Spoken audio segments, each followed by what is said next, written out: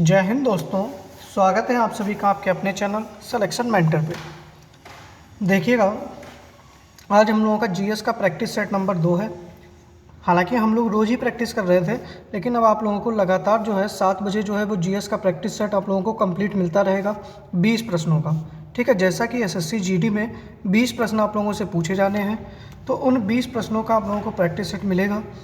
1/4 negative marking है, तो आप लोग थोड़ा सा चीज़ों को ध्यान रखिएगा। बाकी दूसरी चीज़ एक ये है कि आप लोग कंप्यूटर पे 1-2 मॉक टेस्ट लगा लीजिएगा, जिससे आपको ये पता लग जाएगी टेस्ट जो वगैरह जो है वह कैसा आना है। ठीक है, कंप्यूटर नहीं है तो किसी साइबर कैफ़े वाले के पास चले जाइएगा, 10-5 रुपये जो लेगा उसको दे दीजिएगा और 1-2 टेस्ट जो है वो लगा लीजिएगा आप लोग। बाकी आप लोग ये भी जानते हैं कि रात के 10 बजे जो है आप लोगों के लिए हिंदी का एक प्रैक्टिस सेट शुरू किया है, उसमें भी आप लोगों के 20 क्वेश्चन हैं। ठीक है, तो आप लोग सभी से निवेदन है कि भैया उससे भी आप लोग जुड़ना ना भूलिएगा। ठीक है, तो हिंदी का जो प्रैक्टिस सेट है ना, इससे भी आप लोग शाम को जुड़ना बिल्कुल ना भूलिएगा। बाकी देखिएगा, एक बार आप लोग वीडियो को शेयर कर दीजिएगा और चैनल को शेयर कर सब्सक्राइब कर लीजिएगा। बाकी हम लोग शुरू करते हैं फिर। ठीक है, चलिए, अगर आप लोग तैयार हैं तो बताइएगा, क्लास को शुरू किया जाए। थंब दिखाइएगा सभी लोग, फिर शुरू करते हैं। चलिए, पहला प्रश्न है कि वेदांगों के संदर्भ में निम्नलिखित में कौन सा शब्द अनुष्ठान को दर्शाता है? छंद, व्याकरण, शिक्षा, कल्प। तो बताइएगा कि निम्न में से देखो कौन सा शब्द जो है वह अनुष्ठान को दर्शाता है। तो पहले बात आप लोग बताइएगा कि वेदांग कितने हैं। तो वेदांग कितने हैं? 6। कौन कौन से हैं? तो देखिएगा, एक तो है छंद, व्याकरण, शिक्षा, कल्प, और कौन सा बचा? 5वां है निरुक्त। क्या है? निरुक्त। और छठा कौन सा है? ज्योतिष। कौन सा है? ज्योतिष। तो ये 6 जो हैं आपके क्या हैं? वेदांग हैं, जिनमें से अनुष्ठान शब्द जो है वह कौन दर्शाता है? तो वह कल्प दर्शाता है। डी ऑप्शन सही हो जाएगा। अनुष्ठान शब्द जो है वह कल्प दर्शाता है। शिक्षा कौन दर्शाता है? तो शिक्षा का शब्द हो जाएगा उच्चारण। क्या हो जाएगा? उच्चारण। निरुक्त का क्या हो जाएगा? शब्दकोश। क्या हो जाएगा? शब्दकोश। ठीक है, इन सब चीज़ों को याद रखिएगा आप लोग। ठीक है, चलिए। अच्छा, एक प्रश्न और है आपसे कि जो वर्ण व्यवस्था है, वर्ण व्यवस्था का उल्लेख किस सूक्त में है?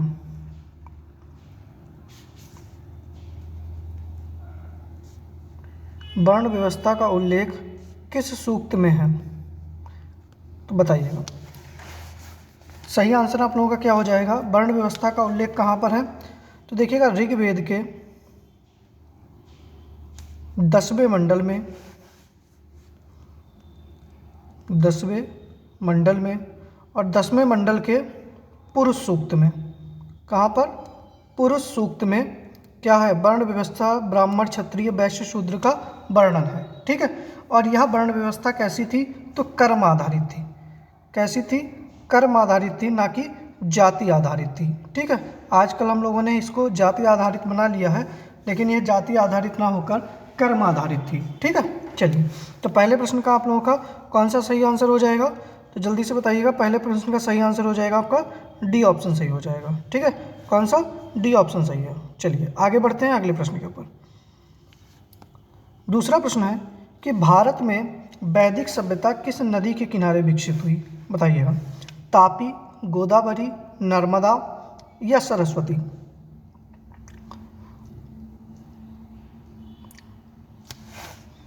तो बताइएगा, सही आंसर आप लोगों का क्या हो जाएगा?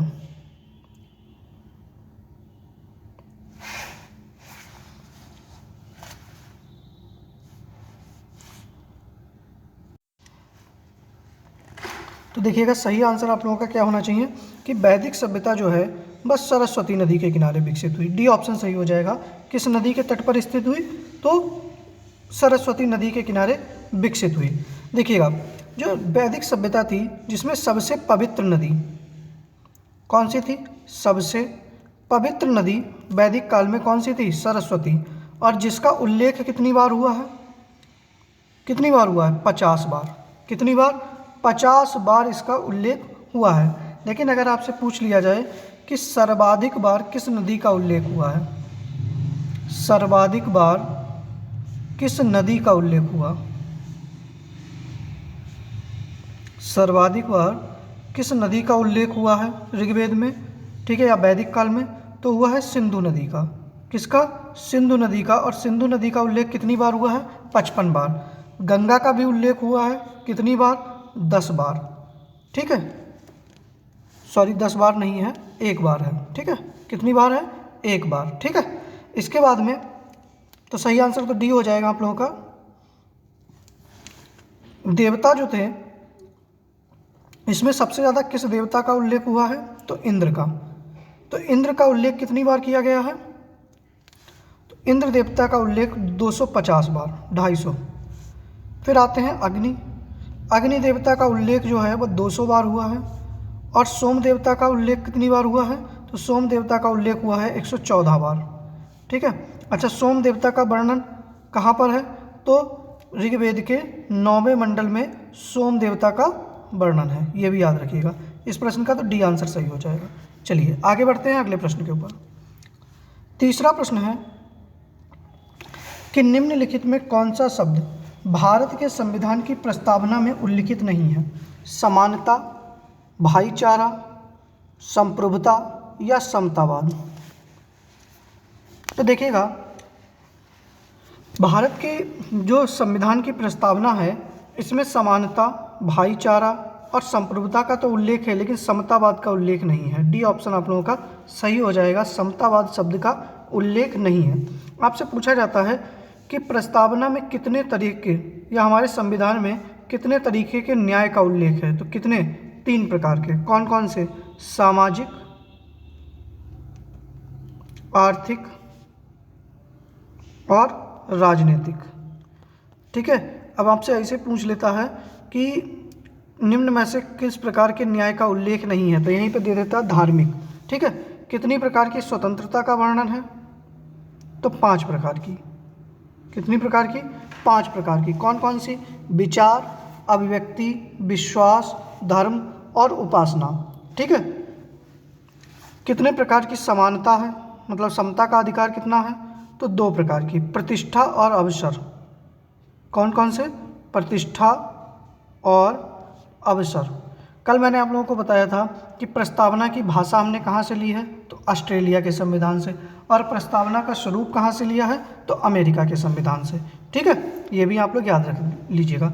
अच्छा, आपसे प्रश्न पूछा जाएगा कि प्रस्तावना में संशोधन किया जा सकता है, बताइएगा हाँ या नहीं। क्या प्रस्तावना में संशोधन किया जा सकता है? तो हाँ, प्रस्तावना में संशोधन किया जा सकता है। और अब तक केवल 1 बार संशोधन हुआ है। कब? 1976 में 42वां संविधान संशोधन के तहत, ठीक है। इसमें 1 बार अब तक संशोधन किया गया है, ठीक है, ये भी याद रखिएगा। चलिए आगे बढ़ते हैं अगले प्रश्न के ऊपर। चौथा प्रश्न है कि निम्नलिखित में किस अनुच्छेद में पाकिस्तान से भारत आए लोगों के लिए नागरिकता के अधिकार का उल्लेख है? तो बताइएगा। तो देखिएगा, सबसे पहले तो नागरिकता, ठीक है। नागरिकता हमारी कहाँ है? तो नागरिकता का उल्लेख जो है वह भाग 2 में है। किस में है? भाग 2 में है। कहाँ से कहाँ तक? तो अनुच्छेद 5 से 11 तक। कहाँ तक है? 5 से 11 तक, ठीक है। अच्छा, नागरिकता किस सूची का विषय है? तो संघ सूची का विषय है। किसका विषय है? संघ सूची का विषय है। भारत में किस प्रकार की नागरिकता है? तो भारत में एकल नागरिकता का प्रावधान है। कैसा है? एकल नागरिकता का। और हमने एकल नागरिकता कहाँ से ली है? तो हमने ब्रिटेन के संविधान से ली है। कहाँ से? ब्रिटेन के संविधान से। उम्मीद कर रहे हैं कि यहाँ तक आप लोगों को प्रॉपर चीज़ें समझ में आई होंगी। अब देखिएगा, है क्या कि नागरिकता का उल्लेख कहाँ कहाँ पर है? तो देखिएगा, कहाँ पर है? अनुच्छेद 5। तो अनुच्छेद 5 में क्या है? तो नागरिकता का प्रारंभ। क्या है? नागरिकता का प्रारंभ, ठीक है। चाहे तो आप लोग नोट कर लीजिएगा। अनुच्छेद 6 में क्या है? तो अगर कोई व्यक्ति पाकिस्तान से, ठीक है, से इंडिया अगर आता है तो वो भारत का नागरिक कहलाएगा, ठीक है। अनुच्छेद 7 में क्या है? अगर कोई व्यक्ति इंडिया से पाकिस्तान की नागरिकता ग्रहण करता है तो उसकी नागरिकता जो है भारत में समाप्त हो जाएगी। तो देखिएगा पाकिस्तान से भारत आए लोगों के लिए नागरिकता का अधिकार कहाँ पर है, तो अनुच्छेद 6 में है। सी ऑप्शन सही हो जाएगा, सामने लिखा है। अच्छा, अनुच्छेद 8 में क्या है, तो अनुच्छेद 8 में ये है कि अगर भारत के बाहर कोई बच्चा जन्म लेता है, अगर भारत के बाहर कोई बच्चा जन्म लेता है, मान लिया किसी बच्चे ने जन्म ले लिया अमेरिका में, लेकिन उसका पिता अगर भारतीय है, क्या है, अगर उसका पिता भारतीय है तो वह बच्चा कहाँ होगा, भारत का नागरिक होगा। ठीक है, ये भी आप लोग याद रखिएगा। अनुच्छेद 9 में क्या है, तो जो विदेशी नागरिक होते हैं उनके नागरिकता लेने के, वो कैसे हमारे देश में नागरिकता ले सकते हैं। ठीक है, और अनुच्छेद 10 में क्या है, नागरिकता का बनाए रहना, और 11 में क्या है, नागरिकता पर संसद के द्वारा जो कानून बनाया जाता है। ठीक है, चलिए स्क्रीनशॉट रखना है तो रख लीजिएगा, उम्मीद करना है समझ में आई होंगी चीज़ें। ठीक है, चलिए सही आंसर इसका क्या था, सी ऑप्शन सही था, 6 में है। ठीक है, फिर अगला प्रश्न है कि भारत में लाल मिट्टी, ठीक है, सामान्यतः कौन से क्षेत्र में पाई जाती है, बताइएगा। दक्षिण पठार के पूर्वी और दक्षिणी भाग में, केवल पूर्वी भाग में, या केवल दक्षिणी क्षेत्र में, या इनमें से कोई नहीं। तो बताइएगा सही आंसर क्या हो जाएगा। एक तो आप लोग बताइएगा कि जो लाल मिट्टी है वो कहाँ पाई जाती है। एक तो आप लोग बताइएगा कि मिट्टी के अध्ययन को क्या कहते हैं, मिट्टी के अध्ययन को क्या कहते हैं। तो मिट्टी के अध्ययन को क्या कहा जाता है, जल्दी से बताइएगा। तो पैडोलॉजी कहा जाता है। क्या कहा जाता है, पैडोलॉजी कहा जाता है। अच्छा, तो पहली तो हम लोग यही समझ लेते हैं कि लाल मिट्टी सामान्यतः कौन से क्षेत्र में पाई जाती है, तो ए ऑप्शन सही हो जाएगा, दक्षिण पठार के पूर्वी और दक्षिणी भाग में। अच्छा, इंडियन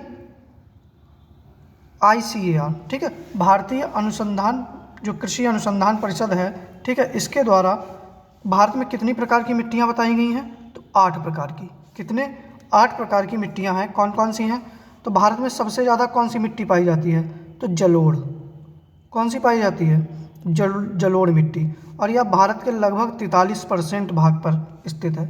फिर दूसरे नंबर पे आती है लाल मिट्टी, यह कितने परसेंट पर है, तो लगभग 18% भूभाग पे पाई जाती है। तीसरी आती है काली मिट्टी, कपास के लिए महत्वपूर्ण होती है, 15% भूभाग पे पाई जाती है। चौथे पर आती है लेटेराइट मिट्टी। कौन सी आती है, लेटेराइट, ठीक है, लेटेराइट मिट्टी जो होती है लगभग 3.7% पे पाई जाती है। ठीक है, इसके बाद में लवणीय और पीट, ठीक है, ये सारी भी आती हैं, लेकिन आप लोग याद रखिएगा कौन सी।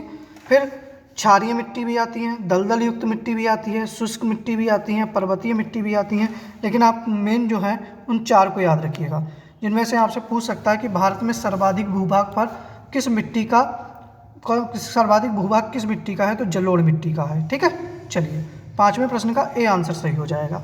आगे बढ़ते हैं अगले प्रश्न के ऊपर। छठा प्रश्न है कि निम्नलिखित में किस नदी का उद्गम मध्य प्रदेश से होता है, बताइएगा। किस नदी का उद्गम जो है वह मध्य प्रदेश से होता है। तो देखिएगा जो हमारी महानदी है ये कहाँ से निकलती है, तो छत्तीसगढ़ से। कहाँ से, छत्तीसगढ़ से निकलती है। और छत्तीसगढ़ से कहाँ से, तो छत्तीसगढ़ में एक जगह पड़ती है सिंघवा। कहाँ पर, सिंघवा, और इसको क्या कहा जाता है, तो छत्तीसगढ़ की गंगा कहा जाता है। क्या कहा जाता है, छत्तीसगढ़ की गंगा कहा जाता है। और महानदी को ही क्या कहा जाता है, उड़ीसा का शोक कहा जाता है। क्या कहा जाता है, उड़ीसा का शोक कहा जाता है। और महानदी के ऊपर ही कौन सा बांध है, तो हीराकुंड बांध है। ठीक है, कौन सा बांध है, हीराकुंड बांध है। ठीक है, उम्मीद कर रहे हैं पहला पॉइंट समझ आ गया होगा। ताप्ती नदी, तो देखिएगा ताप्ती नदी जो है यह कहाँ से निकलती है, तो बैतूल जिला है, कहाँ, मध्य प्रदेश में। तो सही आंसर तो आप लोगों का यही हो जाएगा कि कहाँ से निकलती है, ताप्ती रिवर। ठीक है, ताप्ती रिवर निकलती है कहाँ से, मध्य प्रदेश से। दूसरी चीज़, कृष्णा रिवर कहाँ से निकलती है, ताप्ती रिवर के किनारे कौन सा शहर स्थित है, तो गुजरात का सूरत। ठीक है, कौन सा है, गुजरात का सूरत। अच्छा, कृष्णा नदी, तो कृष्णा नदी जो है वो कहाँ से निकलती है, तो महाबलेश्वर घाट से, और ये कहाँ पर है, तो महाराष्ट्र में। कहाँ से निकलती है भैया, महाराष्ट्र से। और गोदावरी नदी कहाँ से निकलती है, तो गोदावरी नदी भी कहाँ से निकलती है, तो यह नासिक से निकलती है, महाराष्ट्र से। और यह कौन सी पठार से निकलती है, तो त्र्यंबकेश्वर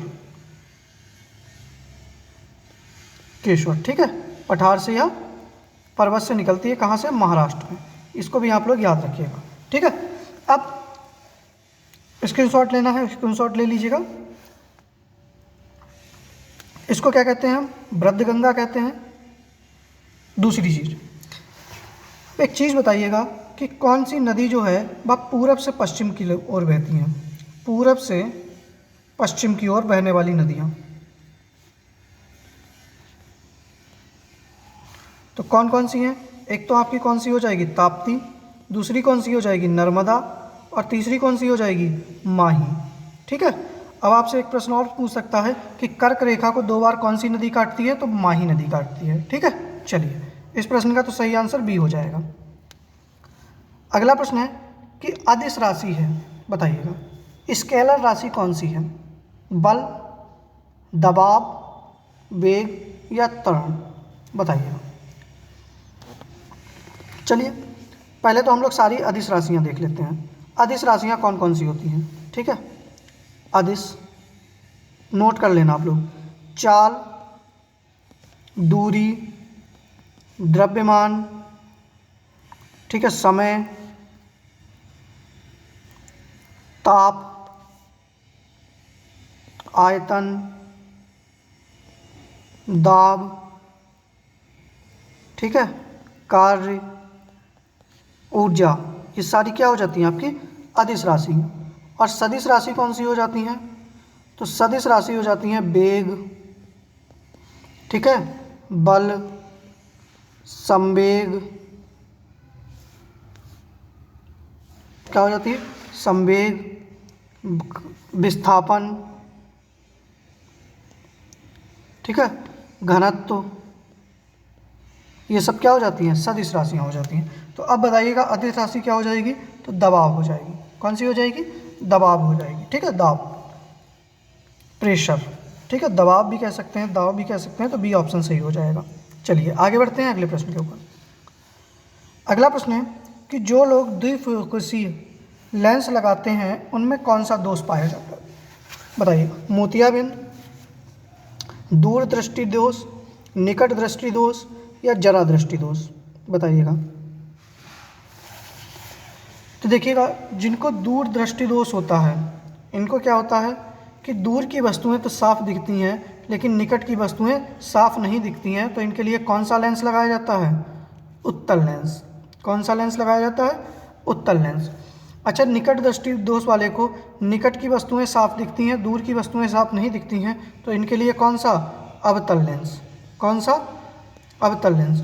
और देखिएगा, आपने देखा होगा जब लोग बूढ़े हो जाते हैं तो आपने उनका चश्मा देखा होगा, तो ऊपर और नीचे दोनों उसमें लेंस लगे होते हैं। क्यों, क्योंकि उनको ना तो दूर का दिखता है ना पास का दिखता है, ठीक है, मतलब ना निकट का दिखता है ना दूर का दिखता है। तो जरा उनके लिए द्विफोकसी लेंस लगाया जाता है। और किस व्यक्ति के लिए, तो जिनको जरा दृष्टि दोष होता है। क्या होता है, जरा दृष्टि दोष होता है, उनके लिए द्विफोकसी लेंस को लगाया जाता है, मतलब उत्तल अवतल दोनों का प्रयोग किया जाता है, ठीक है। चलिए, डी ऑप्शन सही हो जाएगा। नवा प्रश्न है कि किसेराइट निम्नलिखित में किसका अयस्क है, बताइएगा। मैग्नीशियम का है, पोटेशियम का है, लोहे का है या चांदी का है। तो देखिएगा, मैग्नीशियम के अयस्क कौन से हो जाएंगे, एक तो डोलोमाइट हो जाएगा। क्या हो जाएगा, डोलोमाइट हो जाएगा, साथ में कॉर्नेलाइट हो जाएगा, ठीक है, और एक क्या हो जाएगा, किसेराइट हो जाएगा। तो ए ऑप्शन ही आपका सही हो जाएगा, ठीक है। लोहे के अयस्क बता दीजिएगा, तो एक होता है हेमेटाइट, और कौन सा होता है, मैग्नेटाइट, ठीक है, और कौन सा होता है, सिडेराइट। ये किसके होते हैं, तो ये लोहे के अयस्क होते हैं। तो 9वें प्रश्न का ए आंसर आप लोगों का सही हो जाएगा। 10वां प्रश्न है कि ऑक्सीजन युक्त रक्त के माध्यम से हृदय के बाहर रहता है, बताइएगा। महाधमनी, पल्मोनरी आर्टरी, वेना कवा, एट्रियम। ठीक है, बताइएगा। तो ऑक्सीजन युक्त जो रक्त होता है वो कहाँ रहता है? हृदय के बाहर कब निकलता है? तो महाधमनी के द्वारा। किसके द्वारा? महाधमनी के द्वारा रक्त के बाहर निकलता है। अब आप लोग बताइएगा रक्त का अध्ययन क्या कहलाता है? जल्दी से कोई बताए कि रक्त का अध्ययन क्या कहलाता है? तो रक्त का अध्ययन क्या कहलाता है? हीमेटोलॉजी। क्या कहलाता है?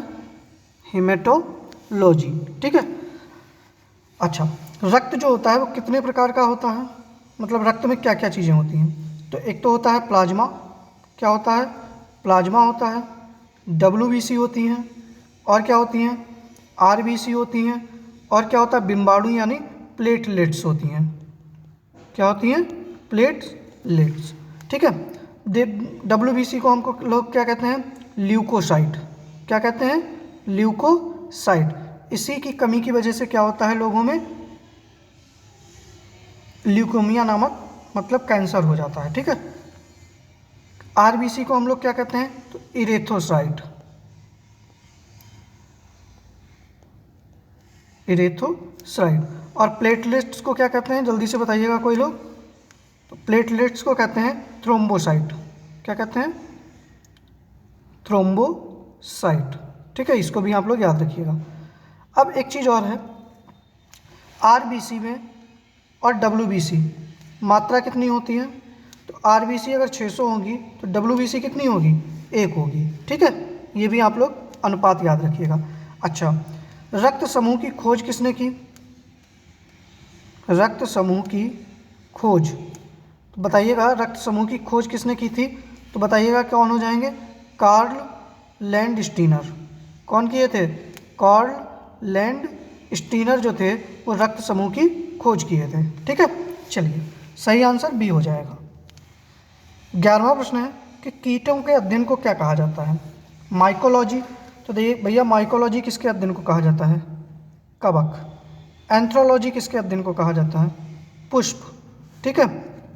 एटमोलॉजी किसके अध्ययन को कहा जाता है? तो कीटों के अध्ययन के। और ओरिनोलॉजी किसके अध्ययन को कहा जाता है? तो स्वप्न के। ठीक है, चलिए अब आप लोग बता दीजिएगा शैवाल के अध्ययन को क्या कहते हैं? जल्दी से बता दीजिएगा शैवाल के अध्ययन को क्या कहा जाता है?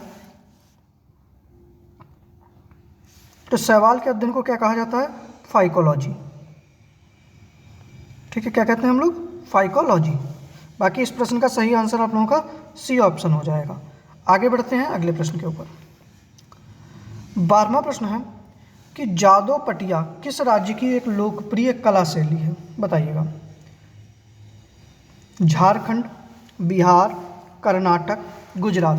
देखिएगा पहली तो बात आप लोग बताइएगा कि जादो पटिया या क्या है, कैसी लोकप्रिय कला शैली है?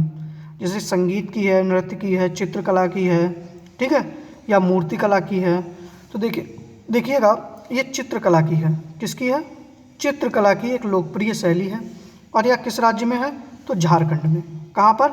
झारखंड में। अच्छा, बिहार में कौन सी होती है? तो बिहार की आप लोग सुने होंगे चित्रकला मधुबनी। कौन सी? मधुबनी। कर्नाटका की रंगवाली, बहुत प्रश्न पूछे जाते हैं इनसे। गुजरात की कौन सी है? तो पिथौरा। गुजरात की कौन सी है? पिथौरा। ठीक है। आंध्र प्रदेश की कौन सी है? आंध्र प्रदेश की बताइएगा। तो कलमकारी। कौन सी है? कलमकारी। ठीक है। और तेलंगाना की कौन सी है चित्रकला शैली? तो उसको कहते हैं चेरियल। क्या कहते हैं? चेरियल। ठीक है, याद रखिएगा आप लोग। तो इस प्रश्न का सही आंसर झारखंड हो जाएगा। ठीक है, स्क्रीनशॉट ले लीजिएगा, फिर आगे बढ़ते हैं। अगला प्रश्न है कि हीकत किस राज्य का नृत्य है? मणिपुर का, जम्मू कश्मीर का, उड़ीसा का या सिक्किम का? तो भैया हीकत और रौफ अब बता दीजिएगा। धमाली किस राज्य के हैं? तो जम्मू कश्मीर के। बी ऑप्शन सही हो जाएगा। कहाँ के हैं? जम्मू कश्मीर के हैं। ठीक है, चलिए 14वां प्रश्न है कि निम्न में से कौन प्रसिद्ध तबला वादक है? हरिप्रसाद चौरसिया, भीमसेन जोशी, अल्लाह रखा या टी.एन. कृष्णन। देखिएगा, आप लोग 14वें प्रश्न पे हैं। कितने प्रश्न सही हुए हैं वो सब आप लोग बताइएगा। अगर क्लास पसंद आ रही तो जो लोग लाइक नहीं किए हैं भाई, वीडियो को लाइक कर दीजिएगा और वीडियो को एक बार शेयर कर दीजिएगा। कल के जो 20 प्रश्न कराए थे उनको भी अभी क्लास जैसे ही 20 प्रश्न होंगे उनका भी एक साथ रिवीजन आप लोगों को करा दिया जाएगा। तो भैया सबसे पहले तो आप लोगों से निवेदन है, भैया वीडियो को शेयर कर दीजिएगा एक बार। और पीडीएफ के लिए आप लोग टेलीग्राम लिंक आपको मिल जाएगा डिस्क्रिप्शन बॉक्स में, आप वहाँ से टेलीग्राम से भी जुड़ सकते हैं, ठीक है, पीडीएफ के लिए। तो भैया प्रसिद्ध तबला वादक निम्न में से कौन है? तो देखिएगा, हरिप्रसाद चौरसिया जी किससे फेमस हैं? तो बांसुरी से। किससे? बांसुरी से। भीमसेन जोशी कौन थे? तो ये शास्त्रीय गायक, शास्त्रीय गायक, ठीक है। तबला वादक कौन थे? तो अल्लाह रखा। कौन? अल्लाह रखा। और इनके साथ में फैयाज खां, इनको भी याद रखिएगा आप, आपसे प्रश्न पूछ लिया जाए। और कौन बजाता है? फैयाज खां, लतीफ़ खां, ठीक है। अच्छा, टी.एन. कृष्णन ये किससे संबंधित है? तो यह वायलिन से। किससे? वायलिन से। अच्छा, वायलिन से कोई और भी है संबंधित? लिख लीजिएगा, यल सुब्रमण्यम। कौन? यल सुब्रमण्यम, ठीक है, ये भी आप लोग याद रखिएगा। तो 14वें प्रश्न का सी आंसर सही हो जाएगा। चलिए आगे बढ़ते हैं अगले प्रश्न के ऊपर।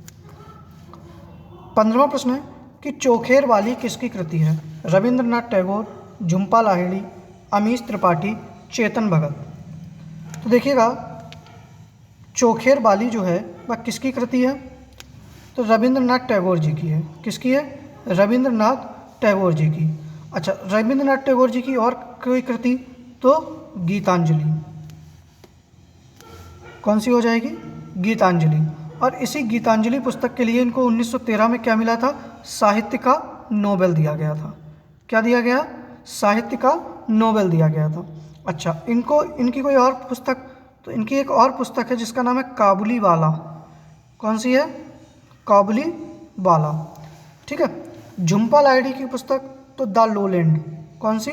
द लोलैंड, ये भी आप लोग याद रखिएगा।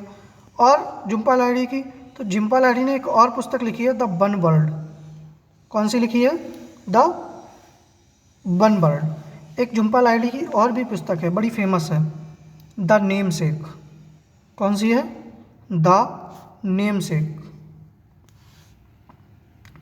द नेम सेक लिख लीजिएगा, याद, ठीक है। फिर आ जाओ अमीश त्रिपाठी। तो अमीश त्रिपाठी जी की तो पुस्तक है इक्ष्वाकु के वंशज, मेलुआज के मृत्युंजय, वायुपुत्रों की शपथ, ठीक है, ये अमीश त्रिपाठी की हैं। इन्होंने ज़्यादातर रावण और राम के ऊपर ही पुस्तकें लिखी हैं। चेतन भगत की आप लोग याद रख लीजिएगा। तो चेतन भगत की हाफ गर्लफ्रेंड, कौन सी हो जाएगी? Half girlfriend. और 400 डेज। और इनकी कौन सी है? One Indian girl. कौन सी है? वन इंडियन गर्ल, ठीक है। चाहे तो आप लोग स्क्रीनशॉट ले लीजिएगा, बाकी नोट कर लीजिएगा, ठीक है। चलिए, सही आंसर ए हो जाएगा। आगे बढ़ें। 16वां प्रश्न कि पहला T20 क्रिकेट विश्व कप किसने जीता? West Indies, Bharat, Australia, England. तो देखिएगा, पहला T20 क्रिकेट विश्व कप जो था वो किसने जीता था? तो भारत ने। किसने? भारत ने। लेकिन अगर आपसे पूछ ले कि 2022 में किसने जीता? तो इंग्लैंड ने। किसने? इंग्लैंड ने। और 2022 का जो क्रिकेट विश्व कप हुआ है उसका आयोजन कहाँ हुआ है? तो ऑस्ट्रेलिया के अंदर। कहाँ हुआ है? ऑस्ट्रेलिया के अंदर, ठीक है। इन सब चीज़ों को याद रखिएगा। 17वां प्रश्न है कि 2023 में महिला विश्व मुक्केबाजी चैंपियनशिप की मेजबानी कौन देश करेगा? बताइएगा। तो कौन करेगा? महिला विश्व मुक्केबाजी चैंपियनशिप का आयोजन कहाँ होगा? तो भारत के अंदर होगा। कहाँ पर? भारत में। अच्छा, अगर आपसे पूछ लिया जाए कि 15वां महिला हॉकी विश्व कप, हॉकी विश्व कप 2023 ये कहाँ पर होगा? तो भैया ये होगा स्पेन में। कहाँ पर होगा? स्पेन में। लेकिन अगर आपसे पूछ लिया जाए कि पुरुष हॉकी विश्व कप 2023 में कहाँ होगा, तो भारत। कहाँ? भारत। ये भी याद रखिएगा आप लोग, ठीक है। चलिए आगे बढ़े। अगला प्रश्न है कि विश्व आर्थिक मंच के द्वारा यंग ग्लोबल लीडर अवार्ड से किसे सम्मानित किया गया? जल्दी से बताइएगा। राघव चड्ढा, इंद्रजीत सिंह, डॉक्टर भूषण कुमार या फिर बी प्रवीण राव? तो बताइएगा सही आंसर आप लोगों का क्या हो जाएगा, जल्दी से बताइएगा। तो देखिएगा, विश्व आर्थिक मंच के द्वारा यंग ग्लोबल लीडर अवार्ड से राघव चड्ढा को सम्मानित किया गया। किसको? राघव चड्ढा को। ये कौन है? तो ये आम आदमी पार्टी के राज्यसभा सांसद हैं। क्या हैं? राज्यसभा सांसद हैं, याद रखिएगा आप लोग। इनको क्या मिला है? तो विश्व आर्थिक मंच के द्वारा यंग ग्लोबल लीडर अवार्ड से सम्मानित किया गया है। अच्छा, आपके जो इंद्रजीत सिंह हैं, इनको जर्मनी के द्वारा क्या दिया गया है? हम्बोल्ट रिसर्च अवार्ड, ठीक है। हम्बोल्ट रिसर्च अवार्ड 2022 जर्मनी के द्वारा, ठीक है। किसके द्वारा? जर्मनी के द्वारा। डॉक्टर भूषण कुमार जी जो हैं, इनको कौन सा अवार्ड दिया गया है? तो इनको अंतर्राष्ट्रीय गांधी पुरस्कार, व्यक्तिगत श्रेणी में अंतर्राष्ट्रीय गांधी पुरस्कार 2021, ठीक है। और यह किसने दिया? तो उपराष्ट्रपति के द्वारा दिया गया। क्यों? कुष्ठ रोग के विषय में जागरूकता बढ़ाने के लिए। और बी प्रवीण राव जी जो हैं, इनको कौन सा पुरस्कार दिया गया है? तो doctor MS Swaminathan, doctor MS Swaminathan पुरस्कार,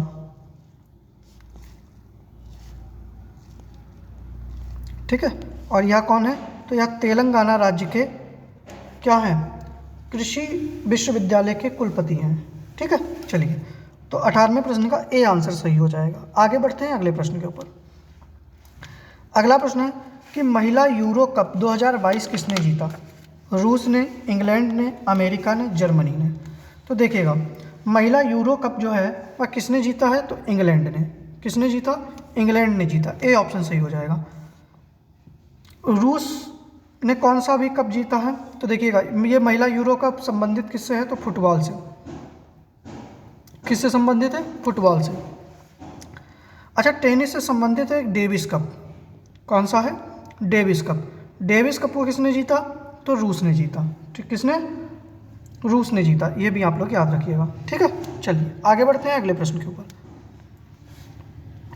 अगला प्रश्न है कि सोम प्रकाश समाचार पत्र के संपादक कौन थे? बताइएगा। ईश्वर चंद्र विद्यासागर, भारतेंद्र हरिश्चंद्र, जुगल किशोर या महात्मा गांधी? तो देखिएगा, सोम प्रकाश जो समाचार पत्र था उसके संपादक थे ईश्वर चंद्र विद्यासागर। इसका संपादन कहाँ से हुआ? कलकत्ता से। और किस वर्ष हुआ? तो इसका जो हुआ है वो 1859 में। कब? 1859 में।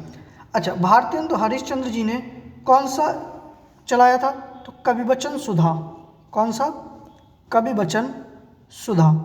एक और भी चलाया था इन्होंने, हरिश्चंद्र करके, ठीक है।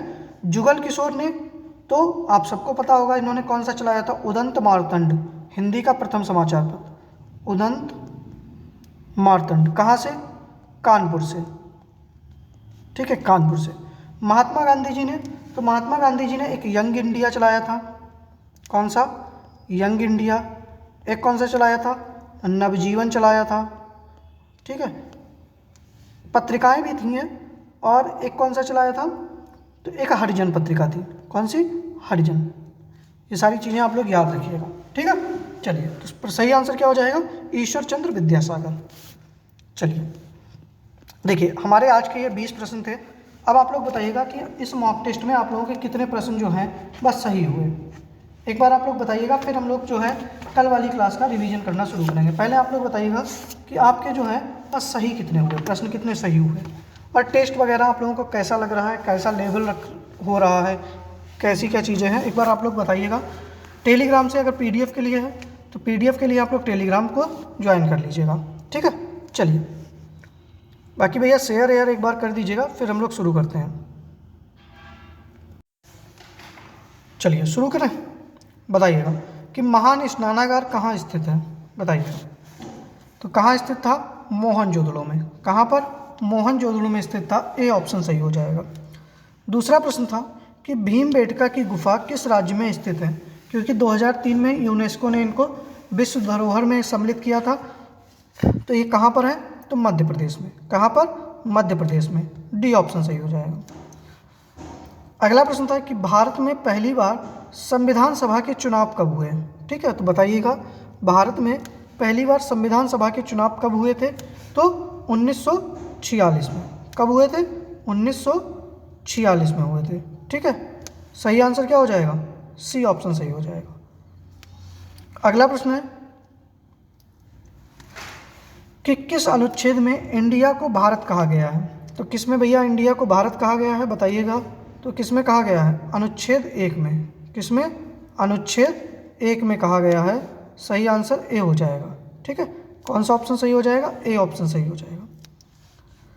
पांचवा प्रश्न था कि आकार के संदर्भ में पृथ्वी हमारे सौरमंडल में किस स्थान पर है? तो भैया कौन से स्थान पर है? 5वें स्थान पर, ठीक है। सूर्य से दूरी के अनुसार तो 3रे स्थान पर, घनत्व के आधार पर पहले स्थान पर, ठीक है। चलिए, चंद्रमा के अध्ययन को हम लोग क्या कहते हैं? तो बताइएगा। चंद्रमा के अध्ययन को क्या कहा जाता है? तो सिलेनोलॉजी। क्या कहते हैं? ए ऑप्शन सही हो जाएगा, सिलेनोलॉजी कहते हैं, ठीक है। 7वां प्रश्न है कि निम्न में से कौन सा मात्रक ज्योति तीव्रता के मापन में प्रयुक्त होता है? तो भैया कौन सा होता है? कैंडिला होता है। कौन सा होता है? कैंडिला होता है। केल्विन किसका होता है? तो ताप का, ठीक है। चलिए, 8वां प्रश्न है कि मेंडल को किस लिए जाना जाता है? तो इनको क्या कहा जाता है? फादर ऑफ आनुवांशिकी का जनक कहा जाता है ना, हेरिडिटी। 9वां प्रश्न है कि हरित क्रांति किसमें शामिल नहीं किया गया है? तो गांव की सड़क सुधार को। किसको शामिल नहीं किया गया है? गांव की सड़क सुधार को। अब हरित क्रांति के जनक विश्व और भारत में दोनों जगह बताइएगा। हरित क्रांति के जनक विश्व में कौन है? तो भैया विश्व में है कौन? Norman Borlaug. और भारत में कौन है? तो भारत में कौन है? एम.एस. स्वामीनाथन। कौन है? एम.एस. स्वामीनाथन। अभी मैंने बताया कि एम.एस. स्वामीनाथन पुरस्कार किसको दिया गया है? तो एम.एस. स्वामीनाथन पुरस्कार किसको दिया गया है? तब तक ये बताइएगा। तो बी प्रवीण राव को।